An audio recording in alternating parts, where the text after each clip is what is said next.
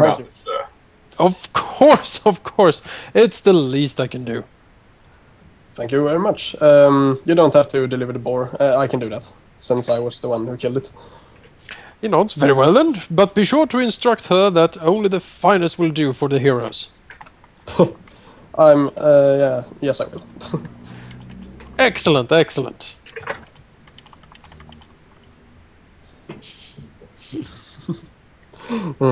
Rewriting horses for everyone. How about that? Awesome. Well, Grimith, your horse is still the unique one in the group. Saloro would prefer a mount that he had trained well anyway over your pish-posh riffraff. Horse 2 is best horse. You shut up. Great, now I need to think of a name for my horse. Horse with no name. I've been through the desert on a horse with no name. Felt good to be out of the... Yes!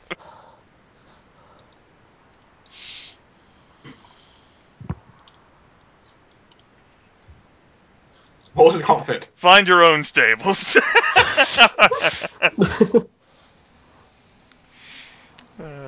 Saloro, upon returning to the Rusty Dragon, will spend some time dressing Heinrich down, going over to make sure there are no scrape marks or scratches from traveling to the Tickwood and back, and rather amused at how Heinrich's great health has held up, and whispers, "Now you'll be seeing some other company here, Heinrich. Treat them fine, will you?" Heinrich shakes his head, glowers. Saloro, "No, look." Just don't hurt them too bad, okay? Heinrich nods. Roldar chances are fell off of his horse. I think each riding horse is worth 75 gold pieces, so party received quite the gift there from Foxglove.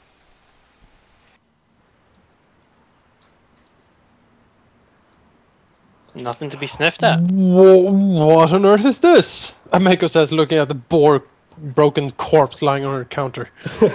Arenoss will just walk up and dump the boar on the table and say, "We have returned from our hunt." I can see that. What? What is this flea-ridden thing doing here? We thought you might want something different to be able to cook for us and the rest of the guests. I see. She looks over the board. Well, I suppose so. She seems to consider the boar. Quite a large one. Yes, it does have a pretty good amount of meat. Yes, I believe I could cook something interesting with this. I can help you in the back with the boar if necessary. Ameko looks quite surprised. That's Laura. Really? Are you a practiced chef? Saloro smiles at Ameko, saying, "I can make flavors and tastes the likes of which your tongue has never sampled." She looks interested. Huh. Yes, that would be interesting. I never have. Yes, indeed. She nods. Yes, please. I would be delighted. Erevan will go ahead and comment. We need stable room for 4 more horses. That is no problem. Bethana, would you see to it? Bethana nods. Yes, I will. Ameko, and she darts between the party and heads out to take care of the horses. Arenoss will say, "I can also help out with gutting the boar and cutting up the meat if you need any help." She shakes her head. No, nonsense. I've gutted boars before. Don't you worry.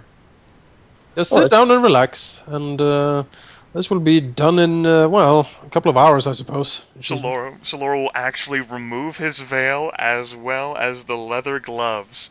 Look towards Arenoss, smile, and then walk into the back. Arenoss will glare back at Saloro. Now then, let's see here. The rest of the party can hear Ameko sort of consider the boar and discussing how best to cook it.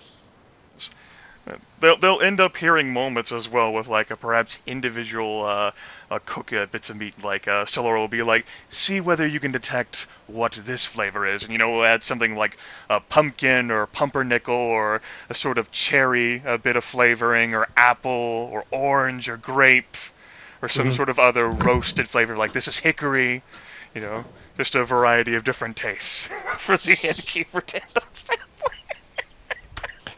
Yes, she seems quite amazed at the vast variety of tastes and experiences that the magical Saloro can conjure up. All right. And yes, the power of prestidigitation. I can flavor food, motherfucker. And make food disappear. As I've said, I am best chef. Fine, on the road you're cooking from now on. See, as I said, I can even warm up food too, like microwave. I am the medieval microwave. Yeah, you really are the kitchen wizard. It's like we need some salt. Salt, no problem. Done. Is the fire spit too hot? Mage hand the meat away. Could be a whole series, I think. Cooker with Saloro. Saloro will be friendly and congenial and polite, with the fail gone as well as the gloves. He's not afraid to get his hands dirty, and warm smiles for both her and Bethana. All right. Bethana quickly serves the rest of the party some mead or wine, whatever they want.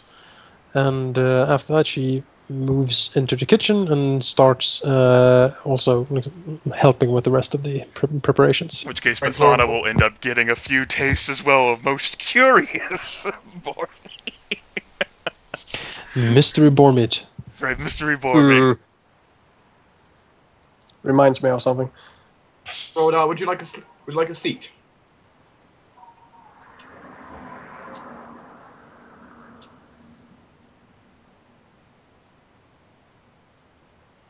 Apparently he wouldn't. He's like, get fucked. Everyone would shake his head. Too small. It's uncomfortable. Erevan will just... sorry, go ahead. Erevan would just think to himself, like, do they do bigger seats here? Alvyn will just say to the party, well, I wouldn't be surprised if the boar meat didn't taste like boar meat once Saloro is done with it. So, I mean, I'm sure you could always grab a stool as well if you don't want to feel confined to that little chair there, Griff. Some sort of seating arrangement can be removed. You just imagine it's a bigger chair.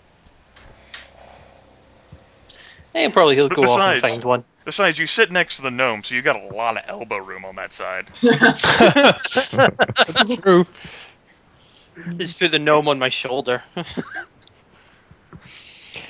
So, the valiant hunters have finally gotten their just reward, Adam Foxglove says, as he approaches. It seems so. Very well. I shall go and wash off some of the hunt, and after that I will be joining you. Very well. Saloro will leave as well whenever his services are no longer required, but he does end up saying to Ameko and Bethana, what sort of taste would you like to have for it to be served out to the inn proper? Is there any particular flavor or request? She seems to consider, well, I didn't enjoy the apple flavor with the boar. I think that combined with a bit of smoking in the oven would do a quite nice combo, actually. I have some mint cayenne spices here, and the combination should be quite delicious. All right. Saloro will make it happen, and then he will leave to be on his own. All right. And replacing the veil and the gloves. After giving one more smile towards Arenoss. Arenoss is looking into the wall, looking mad. Erevan would be confused and drink. Saloro is having a good day right now. God damn it. Take that, asthma man. Where are your weapon powers now? Hated your stage design. I knew they should have left that out of Mega Man 12. Oh, goddamn. Yeah, Asthma Man was the hardest boss to beat. Stage was so ridiculous. I couldn't play it. I know, right? It kept involving like fans and like other enemies that would like suck up Mega Man, and involved air a lot too. Yeah, and like pollen and like, yeah, it's so weird. Dog hair, fucking ridiculous, man. Dog hair is an enemy? Come on, Dr. Wily, what the fuck are you doing? Why would Mega Man like start coughing? He's a robot. I don't get it. Robot, come on. Dr. Light really designed him as realistic. This is ridiculous. That's so weird. Oh, Asthma Man. Then we got Pungent Odor Man. Gotta have Asthma Man. Pebble Chef.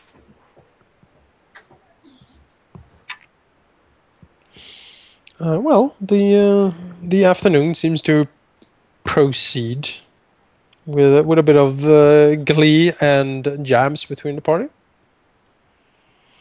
The delicious smell of the boar certainly starts to waft out to the rest of the gang, and it does indeed smell quite nice. Laura will nod in approval as slow quantities of water disappear from his cup.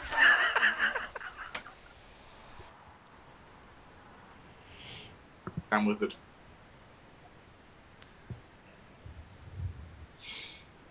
That's actually a special at will that Rahal allowed me to research. Teleport food and water into your fox body. Special powers. I am a Deva, man. You never heard of them before. Maybe this is how they all eat. Might be. Yeah, they might not actually even need to eat, We don't know, but if they do, they just teleport. It's all quantum to me. Yeah. We operate on the fourth dimensional level.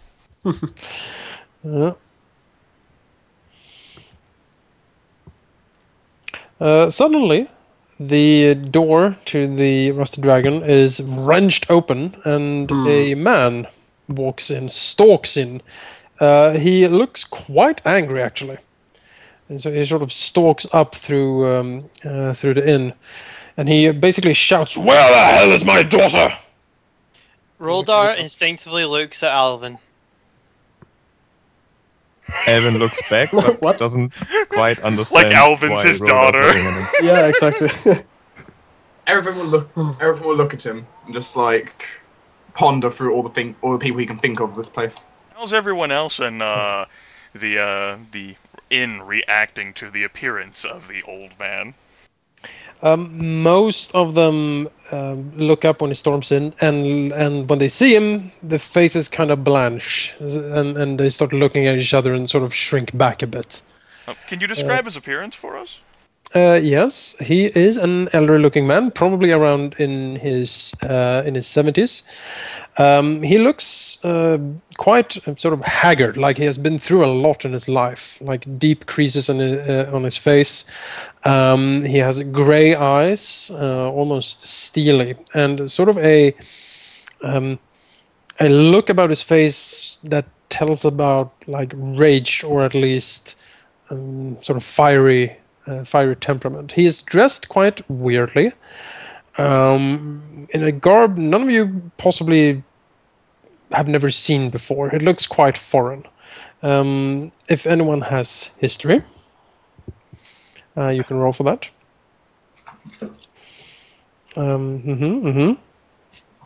Erevan will know that the garb he wears is Minkayan, from the same country that Ameko is supposedly from. I've only seen it on him. That's what you're telling me, dude. Yep. And I know who this guy is, right? Yeah, you probably know who this guy is. Yes. At this point, Erevan has a pretty good idea who he's looking for. He looks around quite angrily and starts stalking up. And when he gets to the party, he sort of looks over at them. And his eyes sort of thin. Well, well, well. If it isn't the heroes of the town, have you any idea how you are endangering the townsfolk with your ill-advised antics against these goblins? Well, if we weren't here, probably most of them would be dead by now. He snorts. Ha! Leave it to the professionals. We have a city guard to take care of this. We don't need your kind around here. Everyone will finish sipping his drink. City guards that when they arrived were brutally injured even though we were the one who killed the main force. Oh? He sort of looks over the party, and I guess you are some kind of goblin experts then. Yes, No. we are. He grimaces. Well, just perfect. Just what the town needs. More vagrant and sellswords to drag their filth and the trouble into town. Oh, all right. I would like to interrupt. I would like to preface this out of character by saying that Saloro is a laconic and direct individual who is soft-spoken and, although aloof, ends up being polite. As such, whenever he stands up and a light is cast so that his right hand leather glove ends up glowing, he begins stepping out of his chair a bit and says, "Enough, you noxious bigot. Your abrasive haranguing is muzzle-worthy. Such bombast I hear from a bitter man, one who fancies himself a noble. Well, tell me, Lord, where were you for the Swallowtail Festival? Chattering at your servants, I imagine, perhaps cowering in shame. Were it not for we, oblivious, hedonistic curs, assisting the trained professionals, this hamlet would have been reduced to ash. Strut your plumage elsewhere, cock, for I have not the patience to tolerate the jealous rage of a cuckold." The man looks stricken by this and stares at Saloro, and he sort of gasps for breath. How dare you, you insolent cur! Does the prattle of the coward continue, oh my, like wind whispering between the trees? I will have your... And at this, a Mako steps out and says, "Father, what are you doing here?" I'd like to note at this point, Erevan has his hand on the sheath of his weapon. Arenoss will walk up and put a hand on Erevan's shoulder. No, don't. The man looks furiously at the party, and with quite obvious hatred and rage in his eyes towards Saloro, and he sort of wrenches his eyes from him and looks at the Mako and walks towards her. "Mako, what? I've told you. Why do you fraternize with these kinds of people? They're brutes and vagrants, all of them." Mako answers something back in a foreign language no one of you understands. The man answers back quite angrily, and they seem to fall into some sort of fight between them. The man moves closer as he keeps pointing at you, and you get the feeling that he is indeed calling you all sorts of things in his foreign language. Mako herself is really apparently fighting back. She has a soup ladle in her hand, and she waves it around sort of to emphasize her points. And and this exchange slowly becomes more and more heated, and sort of the more incessant and more angry the old man seems to be, the more defensive Ameko seems, and she suddenly takes a step back and says, "I can't believe you told me that. How? What are you saying?" And he takes a step forward and says, "You are coming with me. We are leaving," and makes a grab for her. Okay, suppose DM, I have a question to ask of you right now. Yes. So my icy terrain spell, I don't know like how much leeway I have to customize the effects of it. What I was kind of hoping for the encounter power is to like shrink it down to it only affects one square, and it's right below him. Like I don't want to cause like any actual damage to him. I just want to make him fall prone. Sure, you can do that. Okay. Do you want me to make a roll or anything, or draw something on the map, or? Let's see here.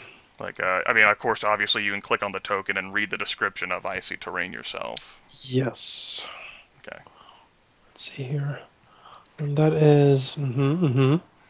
Yeah, like, I don't want to cover, like 9 squares of the inn. I just want to target this square specifically. Right. No, there's no problem. You can customize your power in this case to sort of shrink it down and make it non-lethal, because I believe that is what you said you wanted. Yeah, in that case, so what Saloro will end up doing is fling the hand that has the light cast on the leather glove and cast icy terrain targeting his square specifically, dealing no damage so that he just is at risk of falling prone. All right, you can make a attack roll then. You don't need to target him, just make it general.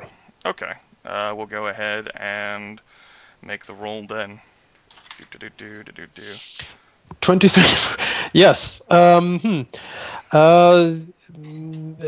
you hit him. Describe. With the frosty breath, Saloro's sort of chilling glare following Longigo after his sort of vastly out of character for him, sort of hammering of blows. The old man is sort of unstable, and no matter what he's saying, Saloro has his own suspicions regarding him and his involvement in affairs, and part of the words that he directed against the old man was to test for a response and see how he would react and what he would say. And although the old guy wasn't in much of a mood to begin with, consequently, while he is distracted and making a grab to grapple Ameko, Saloro will gesture with the lit-up glove and breathe out a little bit of frost, modifying the icy terrain so that it forms just a little patch right below the old man, one that will quickly melt away, but just long enough to distract him by making him fall and land on his ass. And he does. With a surprised yelp, he completely misses the grab. Ameko glides to the side, and he basically falls prone on the floor with a loud crash and bang. And he sort of scrabbles to get up and get out of the ice, looking wildly about. And his eyes are really sort of almost filled with rage and madness. You almost get a feeling of as he looks around to the party, and again hate fills his eyes. He looks at the party, he looks at Saloro, and then he looks at Ameko, and he hisses at her between clenched teeth. I see you have made your choice. You are as dead to me as your mother. And Shit! And he sort of move out of the way. Of course. Saloro steps back. And he storms out of the Rusty Dragon. Roldar turns to Saloro. Remind me not to piss you off. He just walks back. Saloro dismisses the little patch of ice.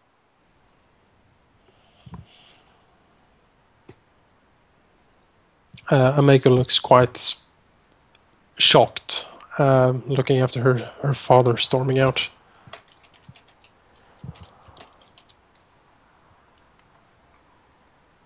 I can't believe you said that to me. She looks quite sad. And she says, I'm sorry. I'm sorry you had to see that. Erevan's facial expression returns to normal and its eyes stop glowing. He releases his hand from his sheath. What is happening? She shakes her head. He issued an ultimatum to me. Come with him back to Magnamar, or be forever considered stricken from his will. She shrugs. I told the old geezer that he could stuff it. I'm not going anywhere with him.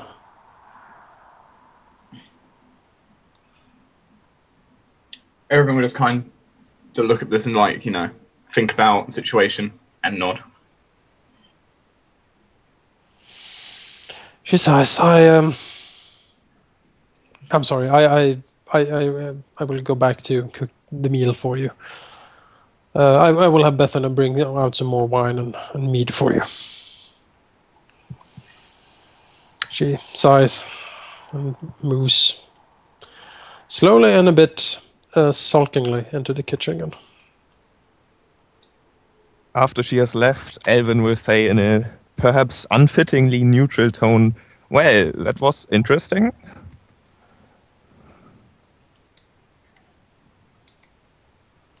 Erevan will sit down without a word. You notice as he writes, he's writing very violently.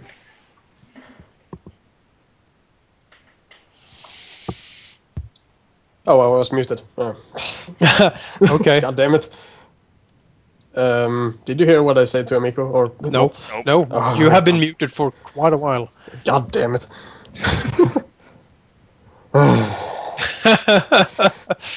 was like, Arenoss should really say something, I think. Yeah, I said some things. Okay. Maybe you whispered it to Amico, and you can type them to me in the... Yeah, but basically said it wasn't her fault, and we can't help how our parents behave, and he looks sad at saying that. All right. Yes, Amico will to that respond that she thanks him for his concern, smiles back, sort of knowingly. Right. And to what Alvyn said, Arenoss will say, interesting, that was horrible. I suppose it's a matter of interpretation. It's none of our concern, I'd say, though it is sad seeing a daughter fight with her dad. But that's life, and he sits back down.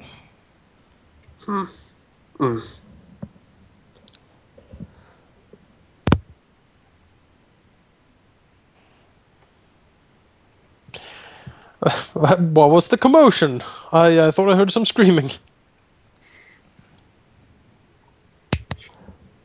Nothing you need to worry yourself with. Oh. He smiles. Well, I guess so. Any news on the boar? And he looks expectantly towards the kitchen. Actually, you should be able to smell it's being cooked right now. He sort of breathes in. Ah, yes, quite delicious. Yes, I think I should go and have a look. And he sort of walks towards the kitchen. He's a strange one.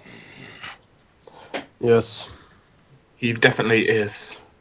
Nobles don't tend to be very normal. Erevan's tone has got very tense.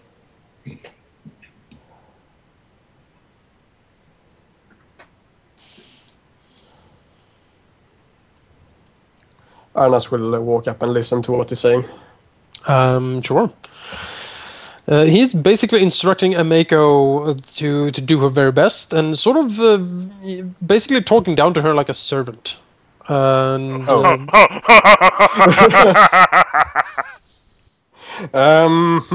Popcorn, everyone. Oh, Heinrich, you and I are about to have the time of our lives right now. Both of them lean in from the window. Damn! You just peer in through the stable. Arenoss will just walk behind him and say, "Hey!" What? He turns around. Yes? You don't talk to her like that. He sort of blinks. Oh, I'm sorry. Have I offended? Yes. You don't talk to her like a servant. But Amico looks down at Arenoss. It's fine, Arenoss. I don't mind. No, it's not.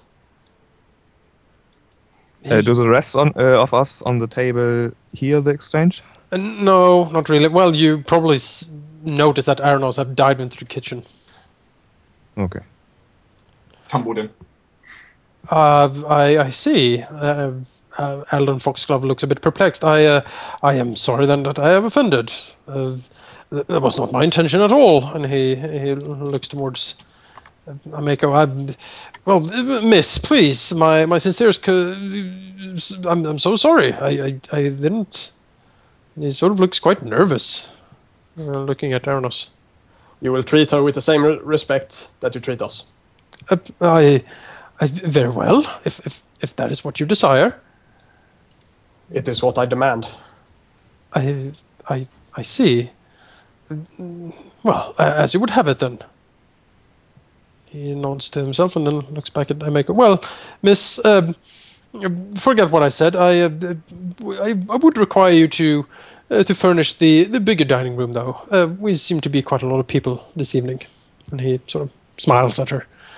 Ameko is not really smiling back. Then he glances at Arenoss, a bit of puzzle, but then nods and smiles at him. And slowly walks Arenoss out. will just stand and look at it as he walks out.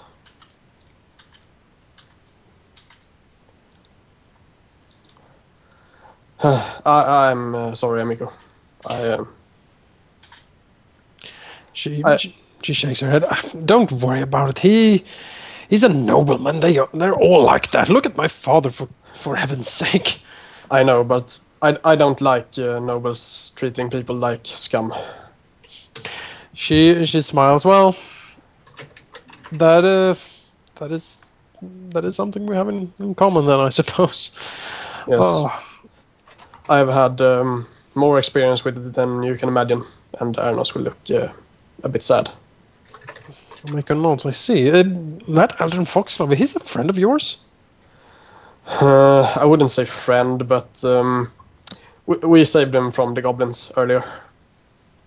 And he has been very friendly towards us since then. She nods to herself. I see. Well, he seems a bit overbearing, don't you think? Yes, he is a bit odd, and yeah, I don't know what his motive is. She seems to consider I wouldn't know either. He's a nobleman. Yes. I'm not sure. Maybe he wants us as his personal guardians or something like that. I'm not sure. She smiles. Would you agree to such a contract? No. She smiles again. Ha! Oh, I can imagine all of you standing guard at a ball or something. Yeah, that will never happen. She sort of lowers her voice a bit so the party can't hear. I would really enjoy seeing Roldar being a royal guard. Yeah, that would be very amusing. She laughs to herself. Ha! Oh, imagine him in a suit, and she Purple coat of arms. Ha! She laughs. That would yes, that would be delightful. That would be delightful. Yes, it would.